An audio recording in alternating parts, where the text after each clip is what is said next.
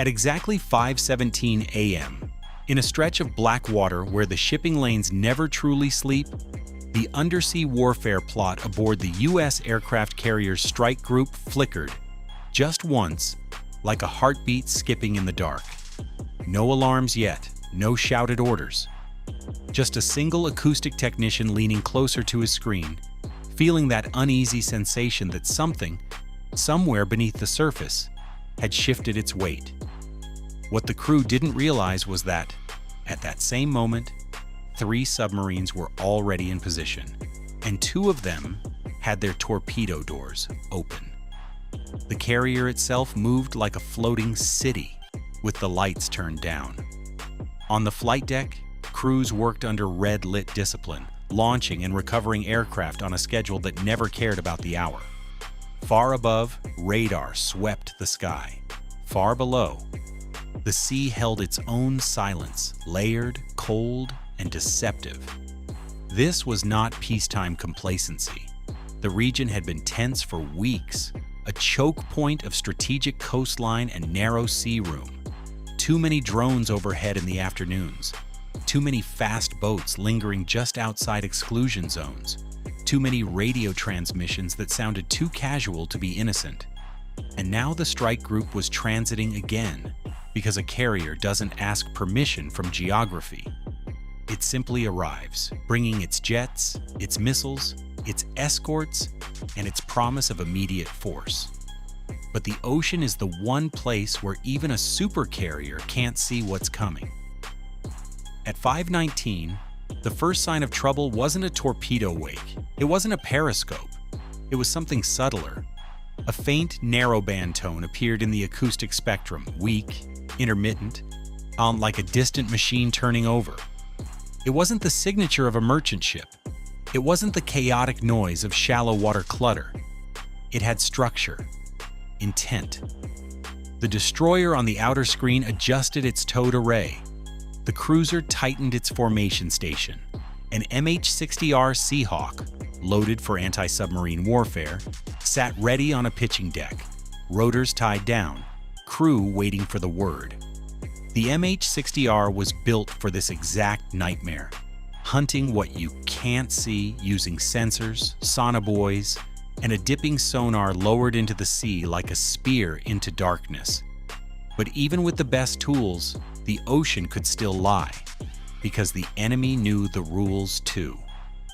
Down below the thermal layer, where warm water floated over cold like oil over steel, sound bent and scattered in ways that could make a submarine vanish. And these weren't old Cold War nuclear boats broadcasting their presence with power and speed.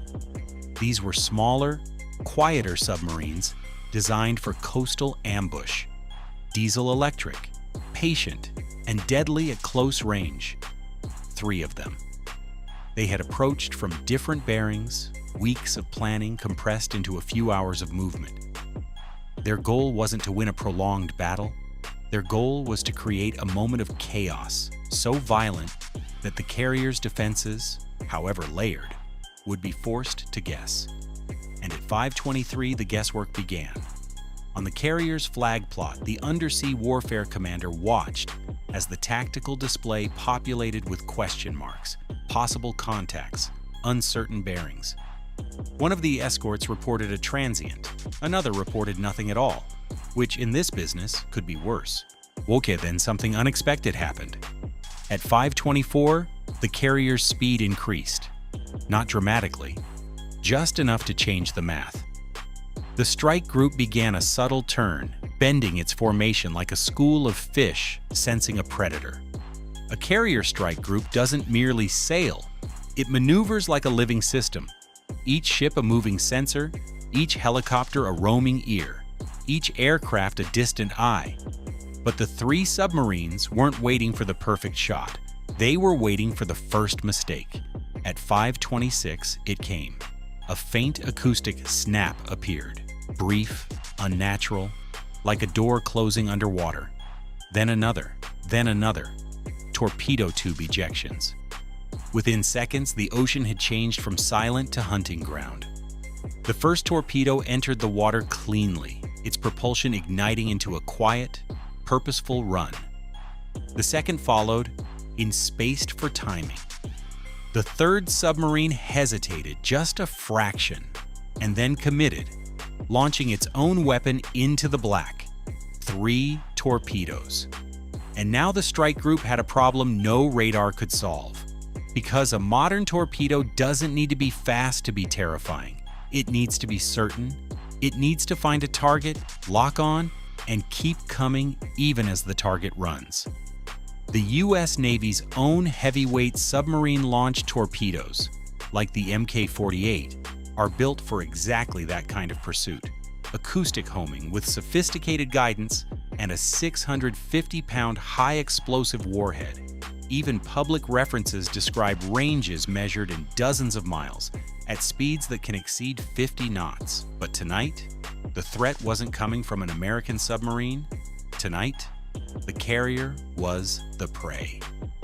At 5:27, the first torpedo warning didn't sound like a movie. It wasn't a dramatic klaxon right away.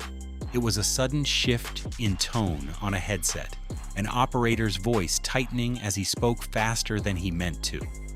Transient, possible weapon, bearing green, bearing green. On the bridge of one escort, a junior officer's mouth went dry as the captain stepped in, calm but sharp, ordering evasive course changes before the contact was even confirmed, because in torpedo defense, hesitation is a luxury. At 5:28, the strike group's response became violent. The carrier turned into the wind, but not for aircraft, for speed, for maneuver. A carrier can't jink like a fighter jet, but it can change the geometry of an attack. It can force the torpedo to chase, it can buy seconds, and seconds are everything. The destroyers deployed countermeasures, acoustic decoys intended to confuse the weapon seeker. Behind one ship, a towed device dragged through the water, broadcasting a false signature like a loud, irresistible ghost. But what the crew didn't realize was that the submarines had planned for decoys. They weren't firing a single torpedo each and hoping for luck. They were firing in a coordinated pattern. One weapon meant to draw the escorts into defensive turns. Another meant to slip through the confusion. And the third meant for the carrier itself. At 5:29, the MH-60R finally launched. Its rotors tore into the night air, and the helicopter lifted off the deck with a payload designed for one job: kill submarines before the submarines could kill the fleet. Somewhere in the darkness below, the submarines heard it too. Not the helicopter itself, but what it represented. Dipping sonar, sonobuoys, a widening net. And now the hunters were being hunted. At 5:30, the helicopter reached its first datum and lowered its sonar transducer into the sea, listening into the abyss. The water answered with noise, biologics, distant propellers, the clutter of a busy strait. Then the sonar operator caught something, a return that didn't behave like background, a shape of sound, a moving presence. But which submarine? Because there were 3, and only one had to succeed. At 5:31, the first torpedo's track shifted, as if it had scented the decoy. The escort captain watched the tactical repeater as the weapon curved, following the false signature. For a single breath, it looked like the countermeasure had worked. Then everything changed. At 5:32, the second torpedo did something far more dangerous. It ignored the decoy. It ran deep, quiet, mawing and straight, using the chaos of the first weapon to mask its own approach. The escort's maneuvers had opened a corridor. The strike group's protective ring, designed to push threats outward, had a momentary seam, and the torpedo slipped through it. On the carrier, the undersea warfare commander saw the update and felt the blood drain from his face. Because now the weapon's projected intercept wasn't an escort, it was the carrier. At 5:33, the carrier's captain ordered another turn, harder this time. The ship's immense mass leaned into the maneuver, deck crew bracing, aircraft chained down, the entire floating airbase shifting course with a force that could throw an unprepared sailor off his feet. But the torpedo kept coming. The ocean between them was measured in yards now, not miles. The weapon's engine drove it forward with cold determination, its seeker listening, comparing, deciding. The strike group's escort commanders understood what was at stake. If a torpedo struck a supercarrier, even one hit could change the entire strategic picture overnight. The carrier wasn't just steel and aircraft. It was deterrence. It was credibility. It was the symbol that the U.S. could arrive anywhere and stay there. And now a weapon was trying to erase that symbol under the sea. At 5:34, the helicopter crew got their first solid submarine localization, a contact, real, fast, too clean to be a whale, too deliberate to be clutter. The pilot banked. The crew coordinated. A lightweight torpedo, the Mk-54, was armed. Unlike heavyweight weapons built for submarines, the Mk-54 is designed to be launched from ships and aircraft, integrating modern processing and guidance improvements for difficult environments. The pilot released. The torpedo splashed into the sea like a hammer into glass. And somewhere below, one of the attacking submarines realized it had just become the target. But would that stop the torpedoes already running? At 5:35, the first torpedo, still chasing the decoy, closed to lethal range of nothing important. It detonated harmlessly in the exercise logic of the moment, or in a real scenario, it would have wasted itself in empty water, fooled by a ghost. That would have been the end of it, if there had only been one torpedo, but there were three. At 5:36, the second torpedo's seeker tightened its pattern.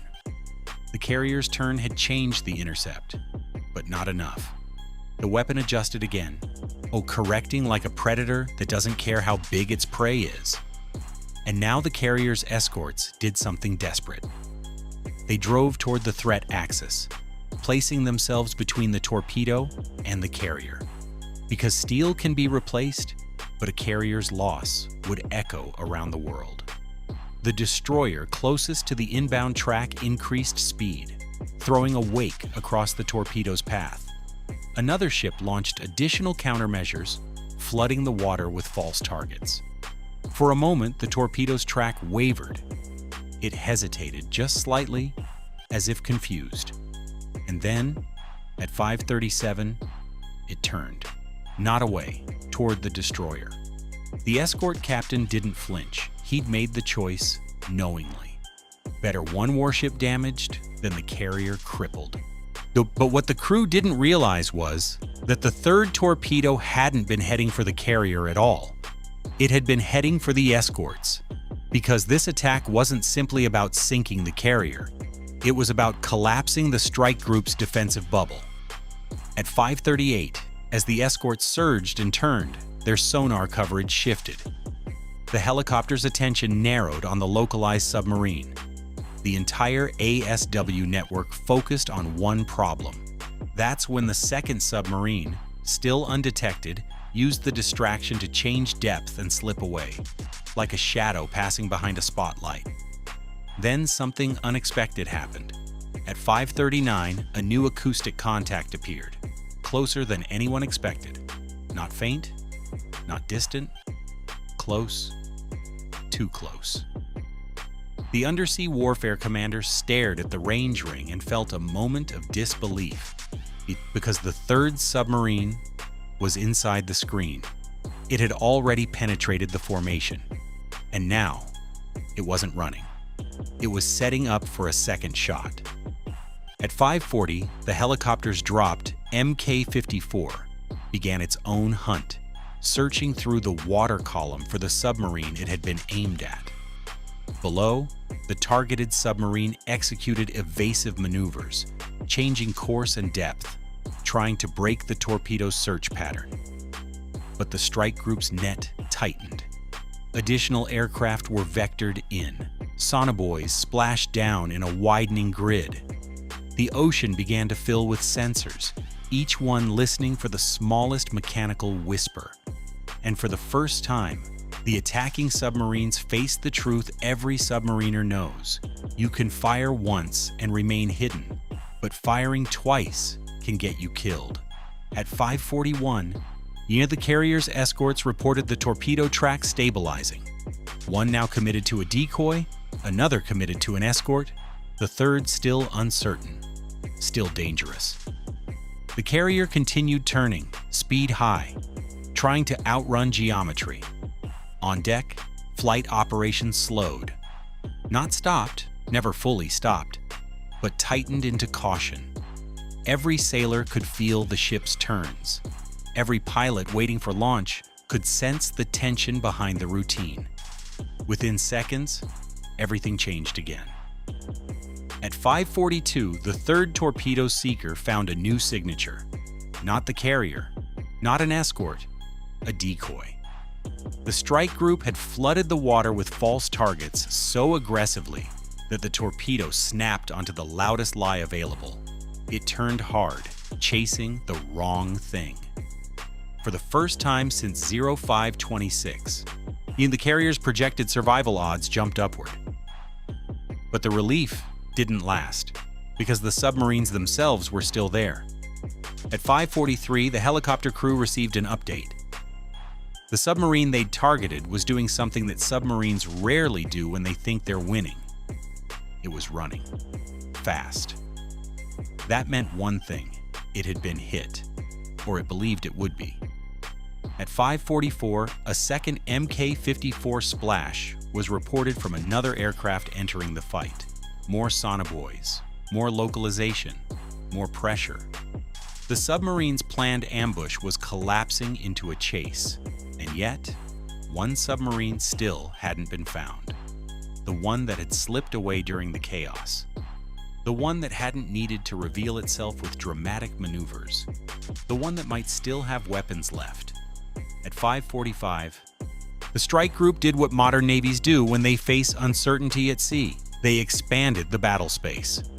The carrier's fighter jets were launched, not to attack submarines directly, but to establish air dominance and keep enemy surveillance assets away.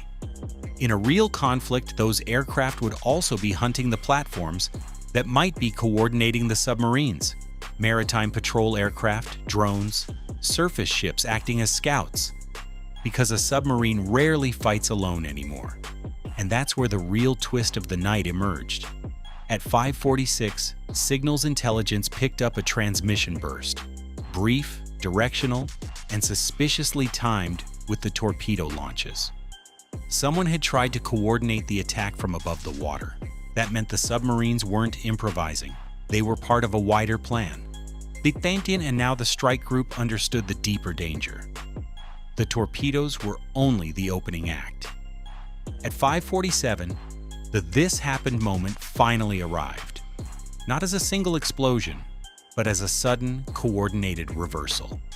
The strike group didn't just defend, it counterattacked. Two helicopters boxed the localized submarine.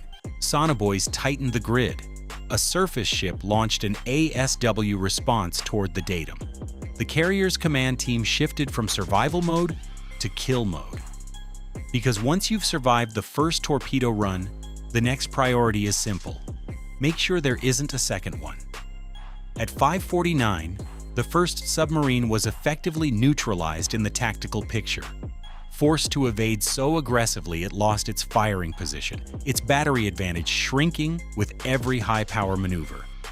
The second submarine, the one that had fired and slipped away, began to appear as faint traces on multiple sensors, a pattern that suggested it was trying to exit the area before it could be pinned down. And the third submarine, the one that had penetrated the screen, made the most dangerous decision of all. It went silent. No speed, no frantic turns, no desperate sprint, just stillness. In shallow, cluttered water, that stillness could be camouflage. And for several minutes, the strike group couldn't find it. At 5:52, the ocean became quiet again. But not the comforting kind of quiet. This was the kind of quiet that feels like a held breath. The kind of quiet that makes every sonar operator wonder if the contact is gone, or simply waiting. But what the crew didn't realize was that silent cuts both ways. A submarine that sits still also gives up options. It trades mobility for stealth. And if the net closes properly, there's nowhere left to run. At 5:56, a dipping sonar return finally came back, with enough certainty that the undersea warfare commander didn't need to guess. Contact, close, inside the last known threat ring. The helicopter moved, the crew armed. The torpedo dropped, and the silent submarine, the one that had hoped stillness would save it, suddenly had to choose between staying hidden and staying alive. At 6:01, the tactical picture stabilized in the strike group's favor. No active torpedo tracks threatening the carrier, no inbound weapon alerts, no sudden close-range transients. The immediate crisis was over, but the meaning of the night wasn't. Because even though the carrier had survived, the strike group's commanders had witnessed something they could not unsee. 3 submarines, coordinated, patient, and willing to spend their weapons early, had gotten close enough to force a full defensive posture. Close enough to make the escort sacrifice positioning. Close enough to make the carrier maneuver like a ship trying to outrun a bullet. And if this had been real, if warheads had detonated instead of tactical kills, the outcome might have depended on a handful of seconds and a few perfectly placed decoys. That realization is what lingers long after the sonar screens go quiet. Aircraft carriers are built to project power across oceans. Their strike aircraft can reach hundreds of miles. Their sensors can map the sky. Their missiles can defend against threats that arrive faster than sound. But under the sea, power becomes fragile, because a submarine doesn't need to defeat a carrier in a fair fight. It only needs one moment when the ocean hides it. One moment when the strike group guesses wrong. One moment when a torpedo finds the right sound. And the final, unsettling thought is this. If 3 submarines could bring a super carrier to the edge of catastrophe in a single night, whether in a real confrontation or a brutally realistic exercise, then the next question isn't whether carriers are still powerful. The question is whether the ocean is still controllable. And somewhere out there beneath the surface, another submarine is listening, learning, and waiting for its own 5:17 a.m.